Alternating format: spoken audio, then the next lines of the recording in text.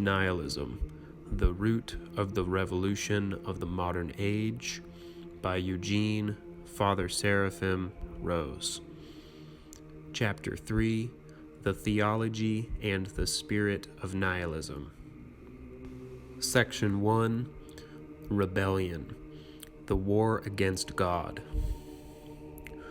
Our inquiry thus far has concentrated upon definition and description. If it has been successful, it has identified the nihilist mentality and furnished some idea of its origins and extent. All this, however, has been but necessary groundwork for the task to which we must now turn, an exploration of the deeper meaning of nihilism. Our earlier examination has been historical, psychological, philosophical. But the revolution, as we saw in the last chapter, has a theological and spiritual foundation. Even if its, quote, theology is an inverted one and its, quote, spirituality satanic. The Orthodox Christian finds in the revolution a formidable antagonist, and one that must be fought fairly and thoroughly, with the best weapons at his disposal. It is time, then, to attack the nihilist doctrine at its root, to inquire into its theological sources, its spiritual roots, its ultimate program, and its role in the Christian theology of history.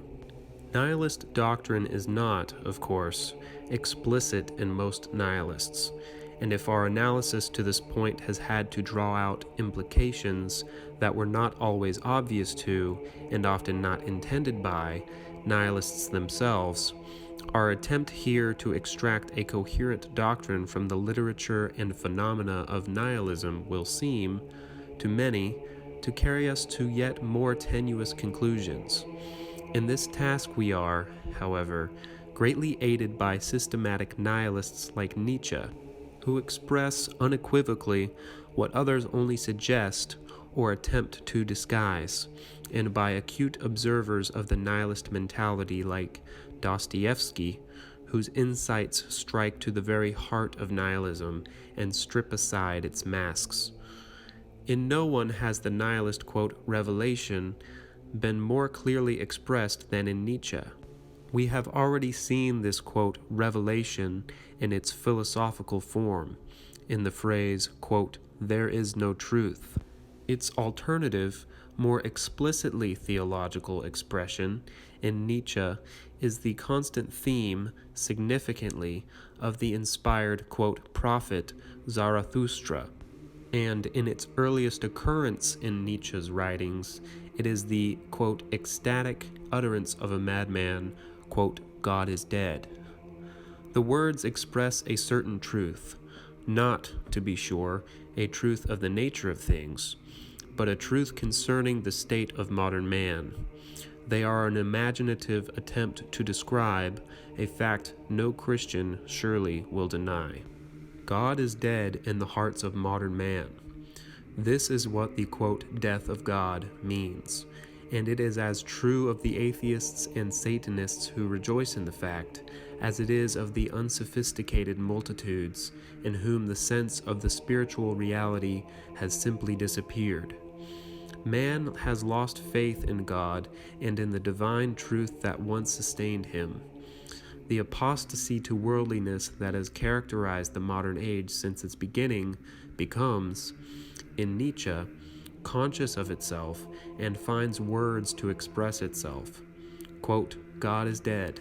That is to say, quote, we have lost our faith in God. Quote, there is no truth. That is to say, quote, we have become uncertain of everything divine and absolute. Deeper, however, than the subjective fact that the nihilist, quote, revelation expresses, lie a will and a plan that go far beyond any mere acceptance of, quote, fact. Zarathustra is a, quote, prophet.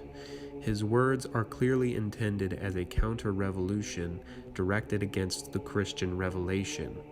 For those, indeed, who accept the new, quote, revelation, i.e., for those who feel it to be their own self-confession, or who live as though it were, an entirely new spiritual universe opens up, in which God exists no longer, in which, more significantly, men do not wish God to exist.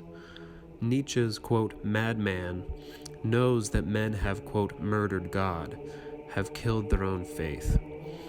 It is decidedly wrong, then, to regard the modern nihilist, in whatever guise he may appear, as, quote, agnostic. The, quote, death of God has not simply happened to him as a kind of cosmic catastrophe. Rather, he has actively willed it, not directly, to be sure, but equally effectively by preferring something else to the true God. Nor is the nihilist, let us note, really atheistic. It may be doubted, indeed, if there exists such a thing as, quote, atheism. For no one denies the true God except to devote himself to the service of a false God. The atheism that is possible to the philosopher, though it is, of course, bad philosophy, is not possible to the whole man. The anarchist Proudhon, whose doctrine we shall examine more clearly in the next chapter, saw this clearly enough, and declared himself not an atheist, but an, quote, antitheist. Quote, the revolution is not atheistic in the strict sense of the word. It does not deny the absolute, it eliminates it, end quote. Quote, the duty of man, on becoming intelligent and free, is to continually hunt the idea of God out of his mind and conscience. For God, if he exists, is essentially hostile to our nature. Every step we take in advance is a victory in which we crush divinity. End quote. Humanity must be made to see that, quote, God, if there is a God, is its enemy, end quote. Albert Camus, in effect, teaches the same doctrine when he raises, quote, rebellion, and not, quote, unbelief, to the rank of first principle. Bakunin, too, was not content to, quote, refute the existence of God. Quote, if God really existed, he believed, it would be necessary to abolish him, end quote. More effectively, the Bolshevist, quote, atheism of our century has been quite obviously a war to the death against God and all his works. Revolutionary nihilism stands irrevocably and explicitly against God, but philosophical and existentialist nihilism, a fact not always so clear, is equally, quote, anti-theistic in its assumption that modern life must henceforth continue without God. The army of the enemies of God is recruited as much from the many who passively accept their position in the rear guard as from the few active enthusiasts who occupy the front ranks. More important to observe, however, is the fact that the ranks of anti-theism are swelled not only by active and passive, quote, atheists, but many who think themselves, quote, religious and worship some, quote, God. Robespierre established a cult of the, quote, supreme being.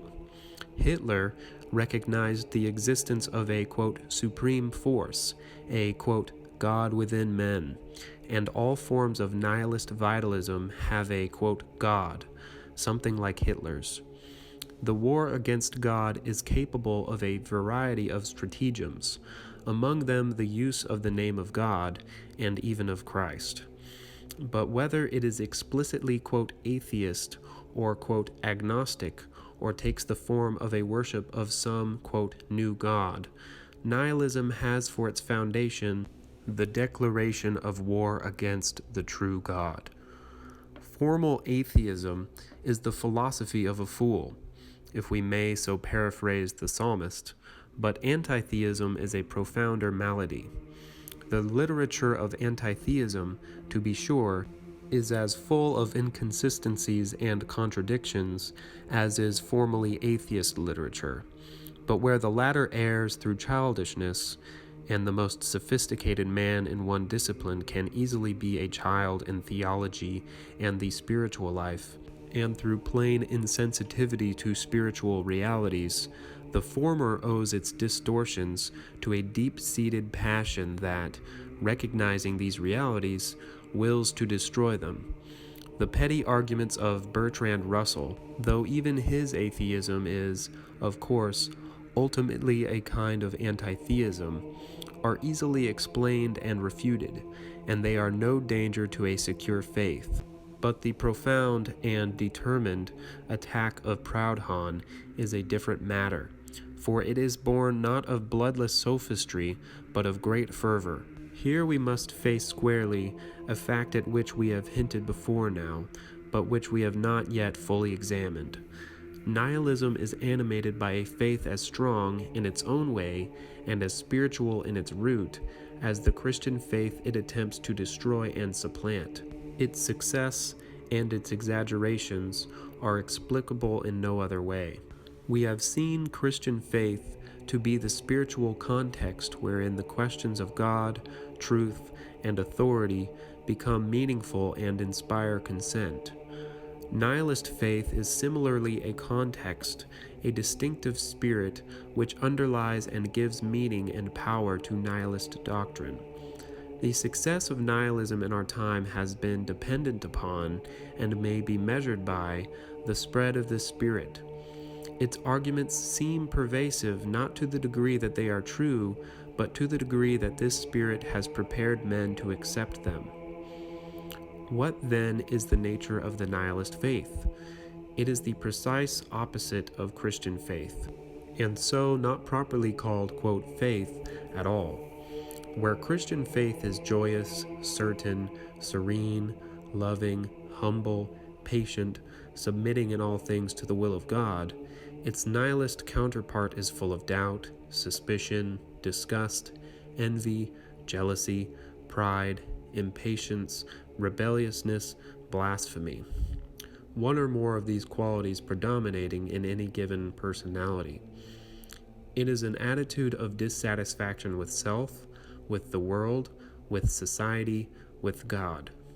It knows but one thing, that it will not accept things as they are, but must devote its energies either to changing them or fleeing from them. It was well described by Bakunin as, quote, the sentiment of rebellion, this satanic pride which spurns subjection to any master whatever, whether of divine or human origin, end quote.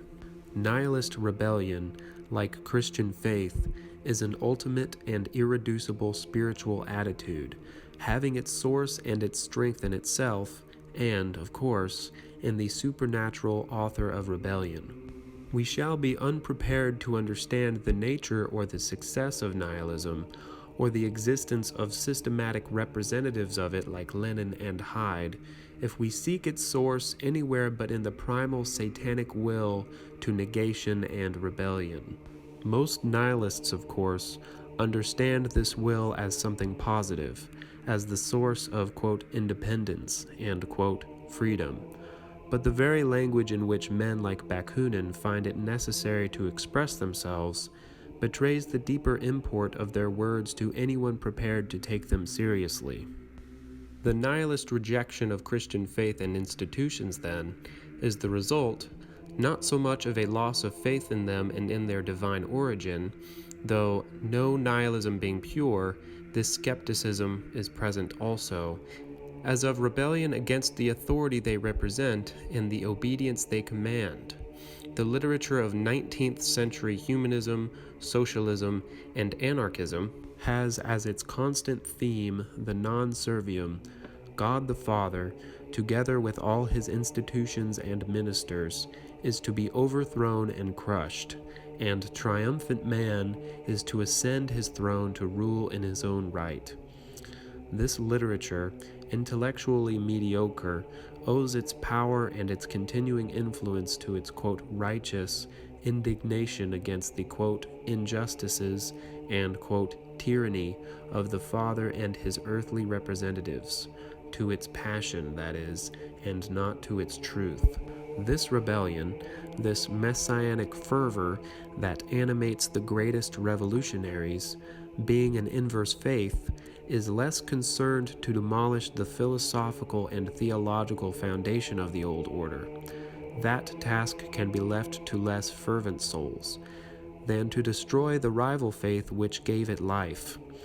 Doctrines and institutions may be, quote, reinterpreted, emptied of their Christian content and filled with a new, nihilist content, but Christian faith, the soul of these doctrines and institutions, and alone capable of discerning this, quote, reinterpretation and effectively opposing it, must be completely destroyed before it can itself be, quote, reinterpreted. This is a practical necessity if nihilism is to triumph. More, it is a psychological and even a spiritual necessity, for nihilist rebellion dimly senses that the truth resides in Christian faith, and its jealousy and its uneasy conscience will not be appeased until the total abolition of faith has justified its position and, quote, proved its truth. On a minor scale, this is the psychology of the Christian apostate. On a major scale, it is the psychology of Bolshevism. The systematic Bolshevik campaign to uproot Christian faith, even when it has clearly ceased to be a danger to the stability of the atheist state, has no rational explanation. It is rather a part of a ruthless war to the death against the only force capable of standing against Bolshevism and of, quote, disproving it.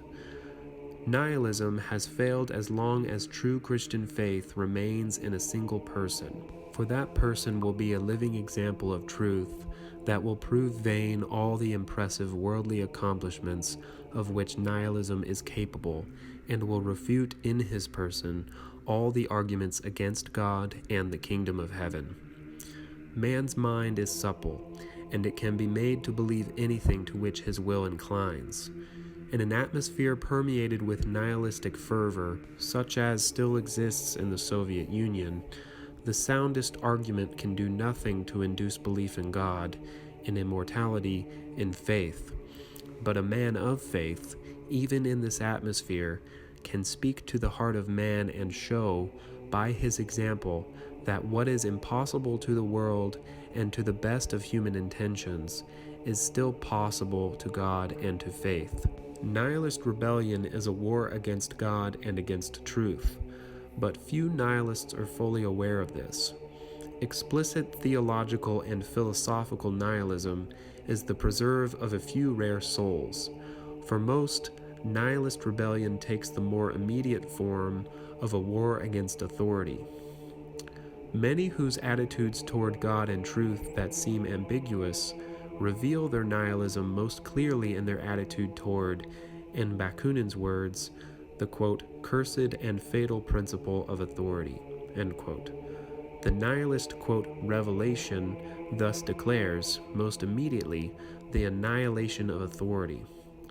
Some apologists are fond of citing, quote, corruptions, quote, abuses, and, quote, injustices in the old order as justification for rebellion against it, but such things, the existence of which no one will deny, have been often the pretext, but never the cause, of nihilist outbursts. It is authority itself that the nihilist attacks.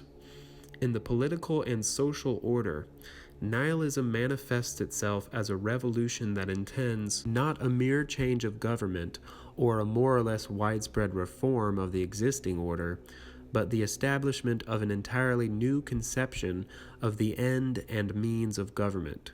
In the religious order nihilism seeks, not a mere reform of the church, and not even the foundation of a new, quote, church or, quote, religion, but a complete refashioning of the idea of religion and of spiritual experience. In art and literature, the nihilist is not concerned with the modification of old aesthetic canons regarding subject matter or style, nor with the development of new genres or traditions, but with a whole new approach to the question of artistic, quote, creation and a new definition of, quote, art. It is the very first principles of these disciplines, and no mere remote or faulty applications of them, that nihilism attacks.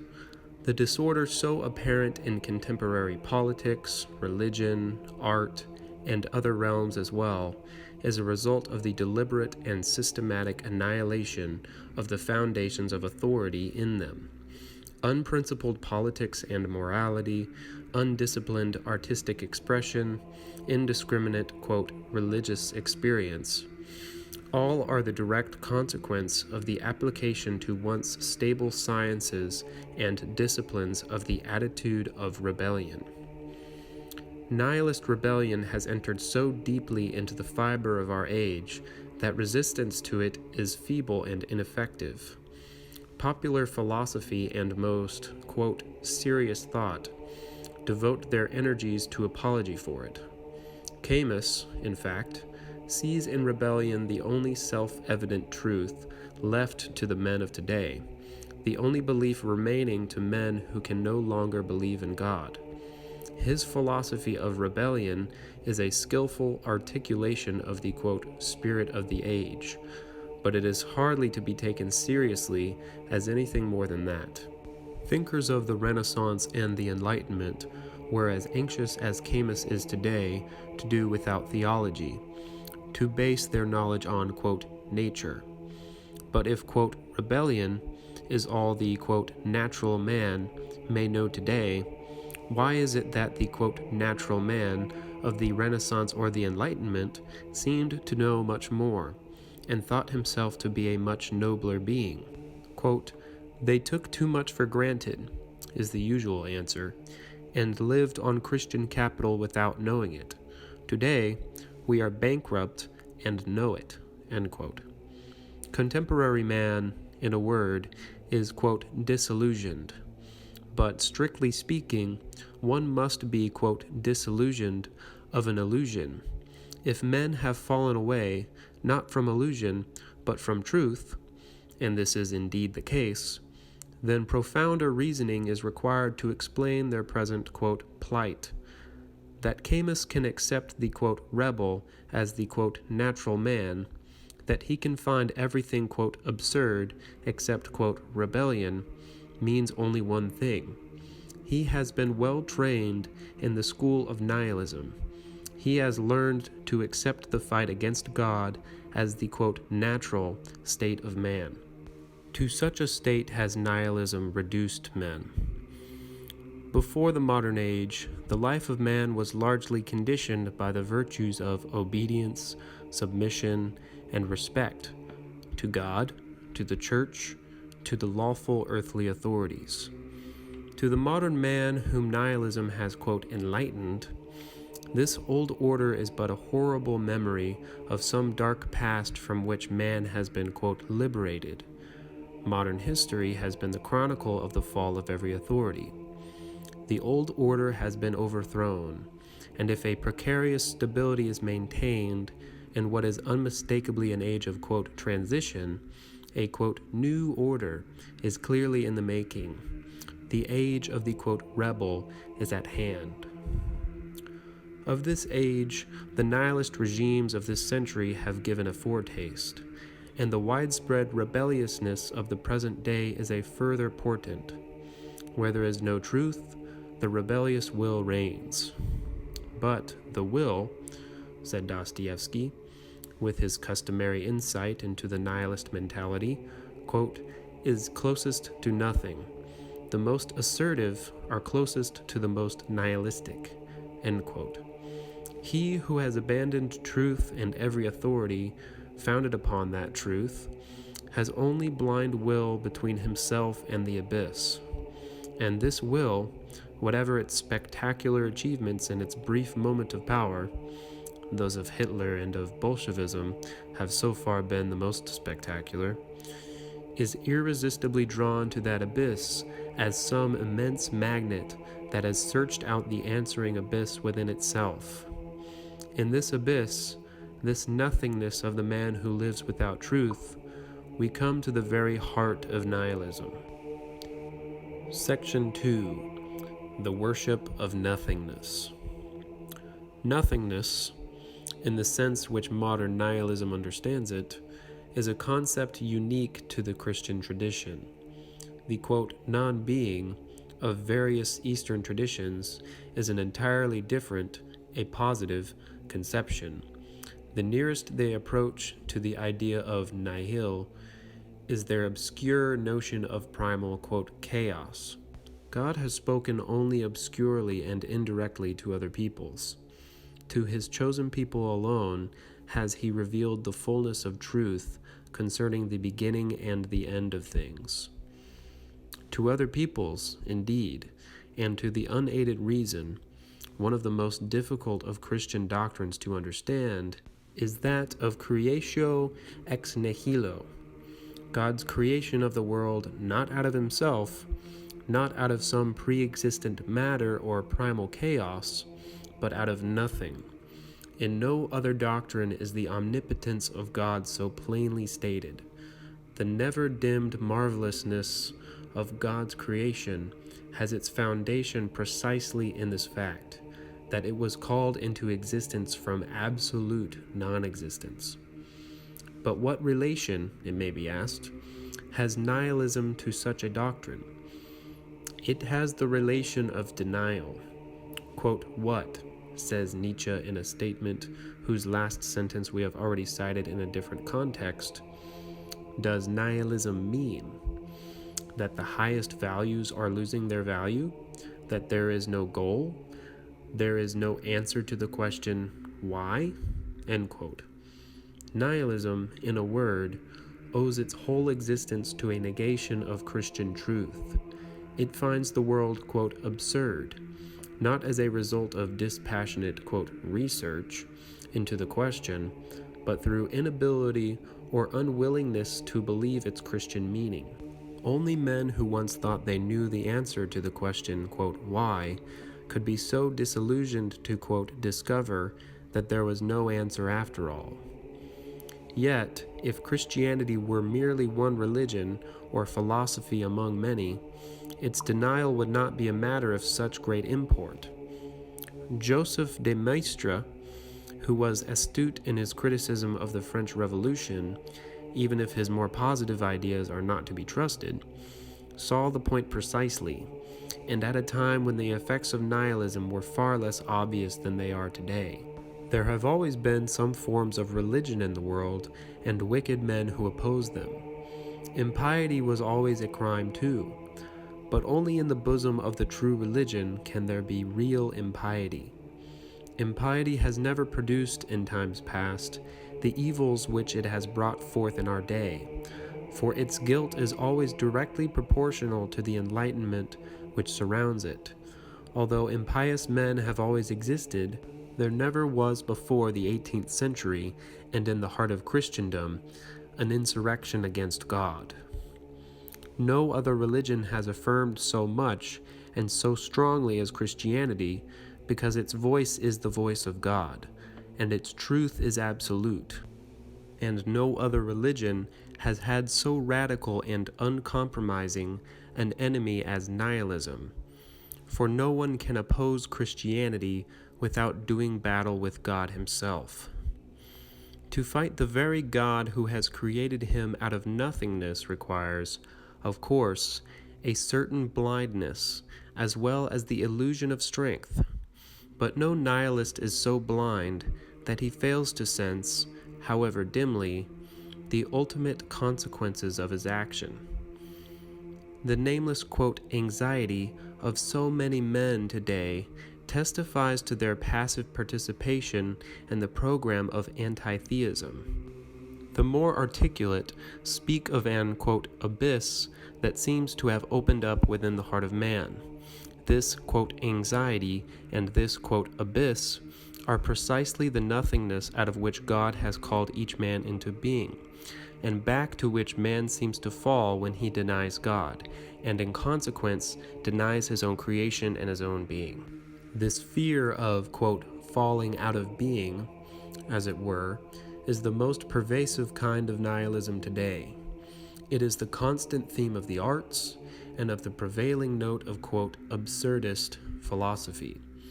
But it is a more conscious nihilism, the nihilism of the explicit anti-theist, that has been more directly responsible for the calamities of our century.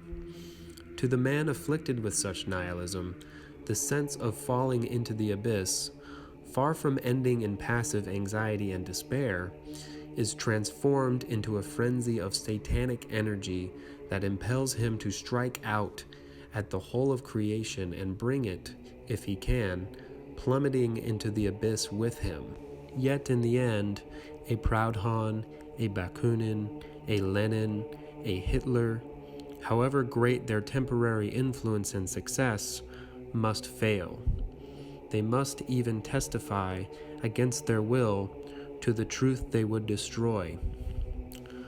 For their endeavor to nihilize creation and so annul God's act of creation by returning the world to the very nothingness from which it came is but an inverted parody of God's creation, and they, like their father the devil, are but feeble apes of God, who in their attempt, quote, prove the existence of the God they deny, and in their failure testify to his power and glory.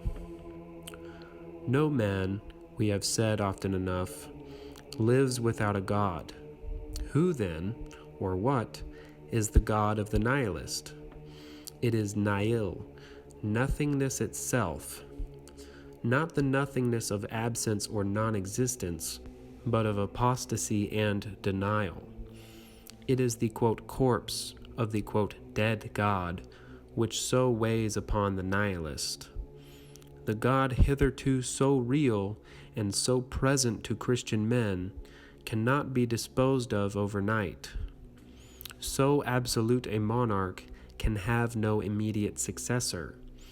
So it is that, at the moment of man's spiritual history, a moment, admittedly, of crisis and transition, a dead God, a great void, stands at the center of man's faith. The nihilist wills the world, which once revolved about God, to revolve now about nothing. Can this be? An order founded upon nothing? Of course it cannot. It is self-contradiction.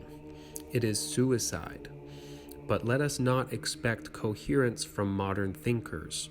This is, in fact, the point modern thought and its revolution have reached in our time. If it is a point that can be held only for a moment, if it has been reached only to be very quickly superseded, its reality cannot for all that be denied. There are many signs, which we shall examine in their place, that the world has begun to move out of the, quote, age of nihilism, since the end of the last great war, and towards some kind of, quote, new age. But in any case, this, quote, new age, if it come, will not see the overcoming of nihilism, but its perfection. The revolution reveals its truest face in nihilism, without repentance, and there has been none. What comes after can only be a mask hiding that same face, whether overtly in the explicit antitheism of Bolshevism, fascism, Nazism, or passively in the cult of indifference and despair. Quote, absurdism and, quote, existentialism, modern man has clearly revealed his resolve to live henceforth without God. That is to say, in a void, in nothingness.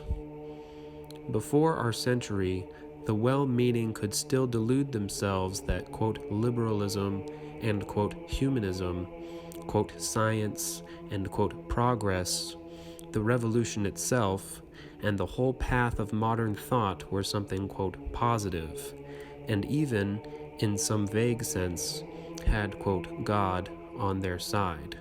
It is quite clear now that the revolution and God can have nothing to do with each other. There is no room in a consistent modern philosophy for God at all. All further modern thought, whatever disguises it may assume, must presuppose this, must be built upon that void left by the, quote, death of God. The revolution, in fact, cannot be completed until the last vestige of faith in the true God is uprooted from the hearts of men, and everyone has learned to live in this void. From faith comes coherence. The world of faith, which was once the normal world, is a supremely coherent world, because in it everything is oriented to God as its beginning and end, and obtains its meaning in that orientation. Nihilist rebellion, in destroying that world, has inspired a new world, the world of the, quote, absurd. This word, very much in fashion at the present time to describe the plight of contemporary man, has actually, if properly understood, a profound meaning. For if nothingness be the center of the world, then the world, both in its essence and in every detail, is incoherent. It fails to hold together. It is absurd. No one has more clearly and succinctly described this world than Nietzsche, its, quote, prophet. And in the very passage where he first proclaimed its first principle, the, quote, death of God. We have killed him, you and I. We are all his murderers. But how have we done it? How were we able to drink up the sea? Who gave us the sponge to wipe away the whole horizon? What did we do when we loosened this earth from its sun? Whither does it move now? Whither do we move? Away from all suns? Do we not dash on unceasingly? Backwards, sideways, forwards, in all directions? Is there still an above and a below? Do we not stray, as through infinite nothingness? Does not empty space breathe upon us? Has it not become colder? Does not night come on continually, darker and darker? End quote. Such is the nihilist universe, in which there is neither up nor down, right nor wrong, true nor false, because there is no longer any point of orientation. Where there was once God, there is now nothing. Where there was once authority, order, certainty, faith, there are now anarchy, confusion, arbitrary and unprincipled action, doubt, and despair. This is the universe so vividly described by the Swiss Catholic Max Picard as the world of, quote, the flight from God, end quote, and, alternatively, as the world of, quote, discontinuity and, quote, disjointedness. Nothingness, incoherence, antitheism, hatred of truth. What we have been discussing in these pages is more than mere philosophy, more even than a rebellion of man against a God he will no longer serve. A subtle intelligence lies behind these phenomena, and on an intricate plan which philosopher and revolutionary alike merely serve and do not command, we have to do with the work of Satan. Many nihilists, indeed, far from disputing this fact, glory in it. Bakunin found himself on the side of, quote, Satan, the eternal rebel, the first freethinker and emancipator of worlds, end quote. Nietzsche proclaimed himself, quote, Antichrist. Poets, decadents, and the avant-garde in general since the Romantic era have been greatly fascinated by Satanism, and some have tried to make it into a religion. Proudhon, in so many words, actually invoked Satan. Quote, come to me, Lucifer, Satan, whoever you may be, devil whom the faith of my fathers contrasted with God and the Church. I will act as a spokesman for you and will demand nothing of you. End quote. What is the Orthodox Christian to think of such words? Apologists and scholars of nihilist thought, when they regard such passages as worthy of comment at all, usually dismiss them as imaginative exaggerations, as bold metaphors to express a perhaps childish, quote, rebellion. To be sure, It must be admitted that there is a juvenile quality in the expression of most of modern, quote, Satanism. Those who so easily invoke Satan and proclaim Antichrist can have very little awareness of the full import of their words, and few intend them to be taken with entire seriousness.